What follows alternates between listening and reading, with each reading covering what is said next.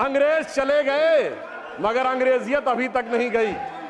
जिसके लिए हम लोग कभी बोलते थे कि अंग्रेज बेचारे चले गए भारत को देकर आजादी, पर अभी तक तुम गई नहीं चर्चिल दादा की परदादी। कि ये लोग जिस वोट बैंक के चक्कर में साथ साथ आए हैं वो एक के लिए बड़ा चिंता का सबब बनने वाला है। महोदय, ये कुछ हिंदी फिल्मों की पुरानी स्टोरी की तरह है कि पुराना आशिक लौट के आ रहा है। अगर वो पुराना इश्क जाग गया तो आप ये समझिए कि ये समाजवादी पार्टी के लिए बहुत बड़ी चुनौती होने वाली है, क्योंकि वो कहते हैं, सपा कहती है मेरा कारनामा तो देख, तो कांग्रेस कहती है मैं तेरा आशिक पुराना तो देख, तो उधर एक हैदराबादी हजरत है जो कहते हैं मेरा घराना तो देख। Shri Sudhanshu Trivedi to resume.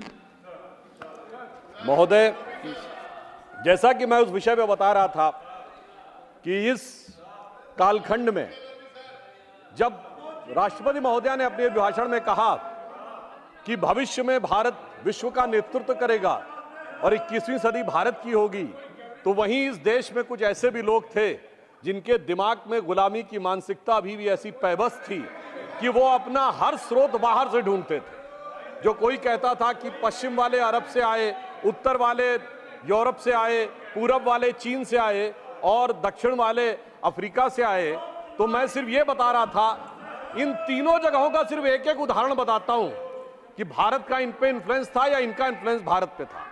जो मैंने बताया कि अरब के लिए अरब के तमाम हिस्टोरियन, जिसमें इब्न असीर, इब्न अल खल्दूम ने लिखा है अजीदुल इल्मीन इल बिलादुल हिंद, ये अरबिक का वर्ड है जिसका मतलब होता है कि हिंद यानी भारत से cool bridge of knowledge and wisdom आती। वो भारत को मानते थे कि हमने ज्ञान यहां से सीखा है और ये कहते हम वहां से आए। यूरोप वालों के लिए बताना चाहता हूं, Sanskrit is the mother of all European language. हमने नहीं कहा, एक यूरोपियन विलियम जोन्स ने कहा, जो एक अंग्रेज था और कलकत्ता हाई कोर्ट का जज था। यानी वो कहते हैं कि उन्होंने ज्ञान हमसे सीखा है और ये हमको बताते हैं कि हमने उनसे सीखा। ये गुलामी की मानसिकता है। और मैं बताना चाहता हूं हमारे विरोधियों को चाइना के बारे में एक फैक्ट है जो शायद हमारे बहुत से लोगों को ना पता हो। चाइना की संस्कृति में भारत का प्राचीन नाम जानते क्या है? मैं सभी सदस्यों को आपके माध्यम से अवगत कराना चाहता हूं। एंशियंट चाइनीज में भारत को कहते हैं टियानजाओ, TIANZHOU। कोई जाके चेक कर ले कि चाइनीज भाषा में टियान का मतलब क्या है और जाऊ का मतलब क्या है। जाऊ का मतलब होता केंद्र, जैसे हमारे यहाँ पुर है, नागपुर, कानपुर, जयपुर, वैसे ही वहां हुआनजाऊ, ग्वानजाऊ होता है।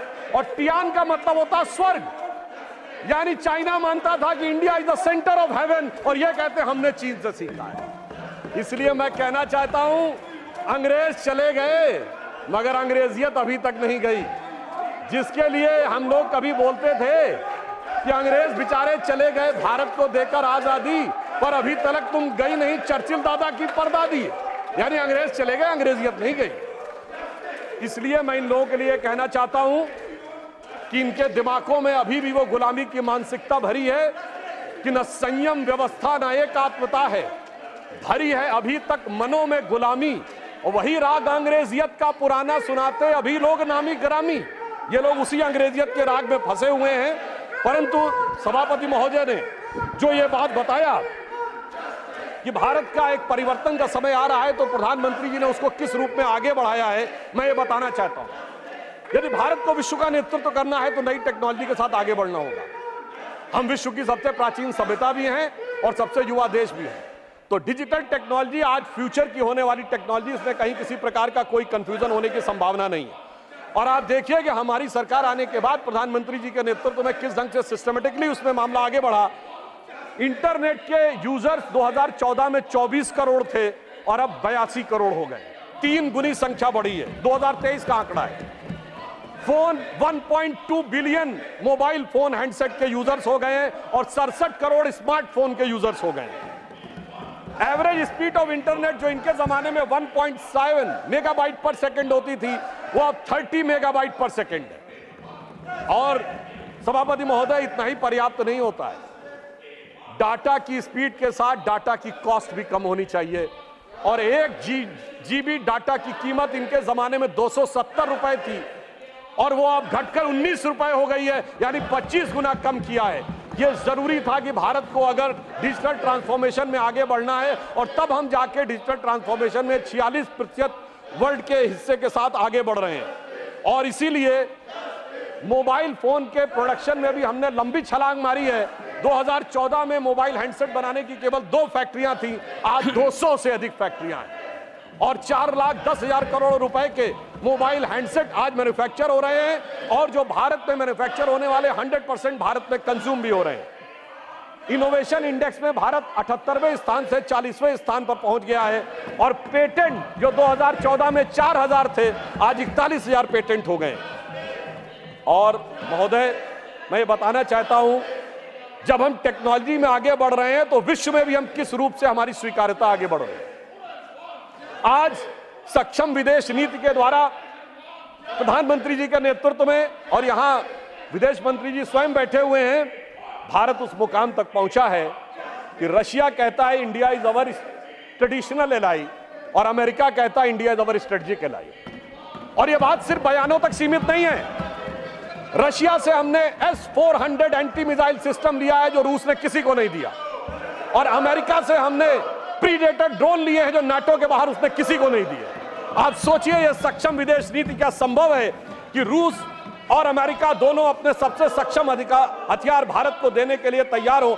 और मैं एक वाकया बताना चाहता हूं, हमारे विरोधी विदेश नीति को हमारी डोमेस्टिक पॉलिटिक्स के चश्मे से देखते रहते हैं और उसमें देश का नुकसान होता रहता था। कोई इजराइल जाता था तो फिलिस्तीन नहीं जाता था, फिलिस्तीन से बात करेगा तो इजराइल से बात नहीं करेगा। पर मैं एक घटना बताना चाहता हूं, माननीय प्रधानमंत्री महोदय जब फिलिस्तीन जा रहे थे तो वो जॉर्डन में रुके और जॉर्डन के शाह ने कहा कि वो उनके पर्सनल हेलीकॉप्टर में उनको भेजेंगे पैलेस्टीन। उल्लेखनीय बात यह है कि जॉर्डन के शाह हुसैन प्रोफेट मोहम्मद की डायरेक्ट डिसेंडेंसी में है, एक ही परिवार है जो प्रोफेट मोहम्मद की डायरेक्ट डिसेंडेंसी में है। और आप सोचिए, जॉर्डन का प्लेन था, हेलीकॉप्टर जा रहा था पैलेस्टीन और उसको एस्कॉर्ट कर रहे थे इजराइल के फाइटर्स। आप सोचिए, इजराइल और फिलिस्तीन कभी किसी एक देश के साथ अगर एक रूप में कभी हुए हो तो वो प्रधानमंत्री श्री नरेंद्र मोदी जी के नेतृत्व में। तो डिजिटल ट्रांसफॉर्मेशन हो या डिप्लोमेटिक ट्रांसफॉर्मेशन, दोनों में भारत एक नए सिरे से एक नए स्वरूप में आगे बढ़ता हुआ आगे दिखाई पड़ रहा है। परंतु अफसोस की बात यह है कि हमारे जो विरोधी हैं वो इस विषय के लेकर जिस प्रकार का वातावरण इन चुनावों के दौरान दिखा, उसमें भी एक विदेश का संबंध दिखा। सभापति महोदय, मैं आपसे कहना चाहता हूं, भारत का यह चुनाव भारत के इतिहास का इकलौता चुनाव था जब विदेश में बैठे हुए किसी धन कुबेर ने यह कहा हो कि वो $1 बिलियन खर्च करेगा मोदी जी की सरकार को हटाने के लिए। यह चुनाव भारत के इतिहास का इकलौता चुनाव था जब चुनाव भारत में हो रहा था और कांग्रेस के नेता आर्टिकल विदेश के अखबारों में लिख रहे थे। शशि थरूर जी ने बांग्लादेश के अखबार डेली स्टार में आर्टिकल लिखा, मोदी हैज टू गो। अरे भाई, विदेश के अखबार में क्यों लिख रहे हो मोदी हैज टू गो? और उसके बाद भी, और ये इतिहास का पहला चुनाव था जब पाकिस्तान के एक मंत्री स्तर के व्यक्ति ने कांग्रेस और राहुल गांधी जी की भूरी भूरी प्रशंसा ही नहीं की। उनका वर्ड था फवाद चौधरी का कि बीजेपी हटनी चाहिए, मोदी जाना चाहिए, उसके बाद जो मर्जी हो कर लेंगे, यानी इन वर्बेटम वही था जो था।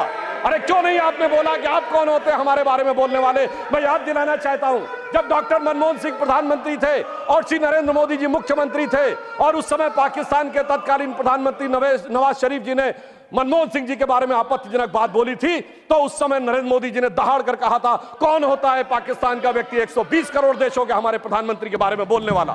मगर अफसोस, आपके मुंह से एक शब्द नहीं निकला। इसलिए मैं कह रहा हूं, भारत का ये बदलाव एक बड़ा बदलाव हो रहा है। और मगर इन चुनावों ने एक निष्कर्ष और दिया है सभापति महोदय, एक निष्कर्ष और दिया है कि कांग्रेस पार्टी को आज बड़ी उत्साह नजर आ रहा है कि वो उभर कर सामने आ गए। मगर महोदय, एक बात ध्यान देने योग्य है इस चुनाव में कि जहां हमारा और कांग्रेस का मुकाबला था वहां तो कांग्रेस कुछ नहीं कर पाई, अपने सहयोगियों के कंधे पे चढ़ के बहुत कुछ प्राप्त किया है। उत्तर प्रदेश में आज समाजवादी पार्टी और कांग्रेस एक साथ आए हैं, तो मैं सिर्फ इतना कहना चाहूंगा कि ये लोग जिस वोट बैंक के चक्कर में साथ साथ आए हैं वो एक के लिए बड़ा चिंता का सबब बनने वाला है। महोदय, ये कुछ हिंदी फिल्मों की पुरानी स्टोरी की तरह है कि पुराना आशिक लौट के आ रहा है। अगर वो पुराना इश्क जाग गया तो आप ये समझिए कि ये समाजवादी पार्टी के लिए बहुत बड़ी चुनौती होने वाली है, क्योंकि वो कहते हैं, सपा कहती है मेरा कारनामा तो देख, तो कांग्रेस कहती है मैं तेरा आशिक पुराना तो देख, तो उधर एक हैदराबादी हजरत है जो कहते हैं मेरा घराना तो देख, और इस ट्रायंगल से का एक नया स्वरूप इस चुनाव में उभरता हुआ नजर आया है। मैं एक विषय और कहना चाहूंगा, इस चुनाव में चुनावी प्रक्रिया को लेकर जिस प्रकार के आक्षेप आरोप लगाए गए, आज मैं अपेक्षा करूंगा कि कांग्रेस पार्टी के वरिष्ठ नेता इस बात के लिए माफी मांगे कि उन्होंने विदेश की धरती पर जा कहा था कि democracy in India has finished.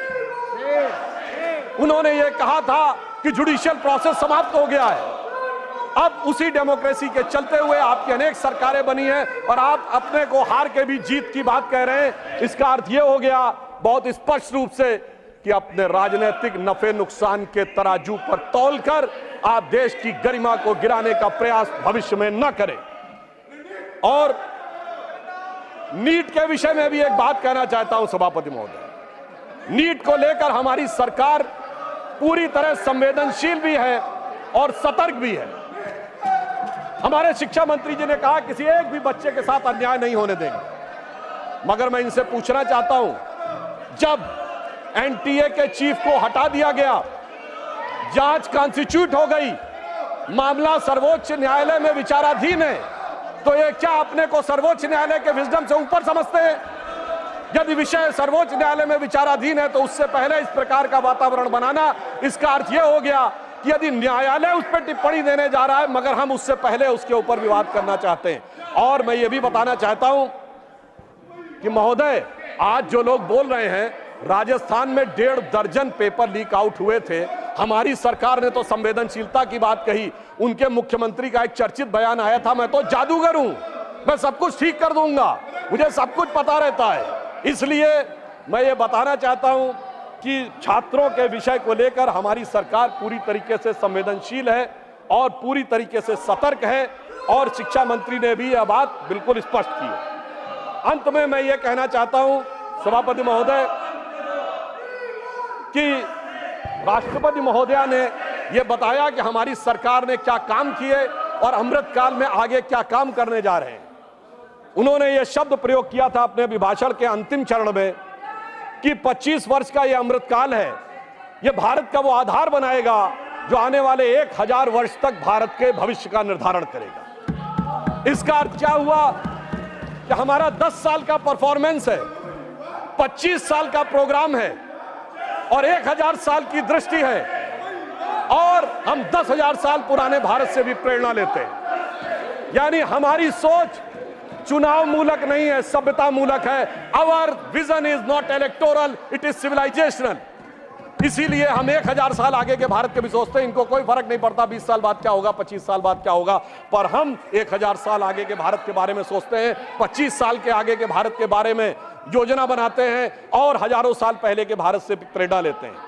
और इसलिए मैं ये कहना चाहूंगा कि हमारे विरोधी चाहे जो भी कर लें, मगर सभापति महोदय, जो हमारी राष्ट्रपति महोदया ने कहा था कि सब लोग आए, मैं इनसे अनुरोध करूंगा, आइए, साथ में मिलिए, साथ में विचार करिए और उसके बाद एक साथ देश के विकास के लिए आगे बढ़िए। अभी जो आपको प्राप्त हुआ है इसको मंजिल समझिए नहीं, अभी हम सबको मिलकर देश के लिए बहुत आगे चलना है। और मैं अंत में एक वाक्य जरूर कहना चाहूंगा, 21वीं सदी भारत की होगी, इसमें कोई संदेह नहीं है, और इस प्रकार के वाद विवाद के बावजूद होती रहेगी, इस प्रकार के वितंडावाद के बावजूद हम आगे बढ़ते रहेंगे और यह उसी विचार को लेकर आगे बढ़ेगी। राष्ट्रपति महोदया ने यह बात भी बताई कि आज दुनिया में संघर्ष है, आज दुनिया में सभ्यताओं के संघर्ष की बात कही जाती है और उस संघर्ष का समाधान कौन देगा। सिर्फ भारत से, जहां पर कि सभ्यताओं के समन्वय का आधार बनता है। और उस सभ्यताओं के समन्वय का आधार भारतीय संस्कृति और हमारे हिंदू धर्म की वह अवधारणा ही बनेगी जिससे लड़ने का संकल्प आप लेते हैं। इसलिए 21वीं सदी का भारत आगे बढ़कर उठने जा रहा है।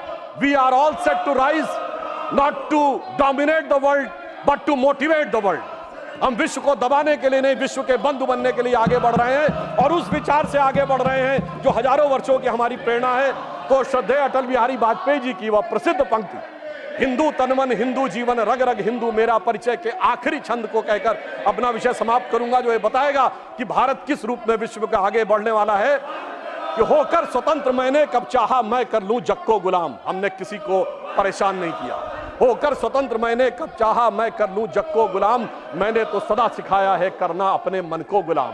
गोपाल राम के नामों पर कब मैंने अत्याचार किया, कब दुनिया को हिंदू करने घर घर में नरसंहार किया। कोई बतलाए काबुल में जाकर कितनी मस्जिद तोड़ी।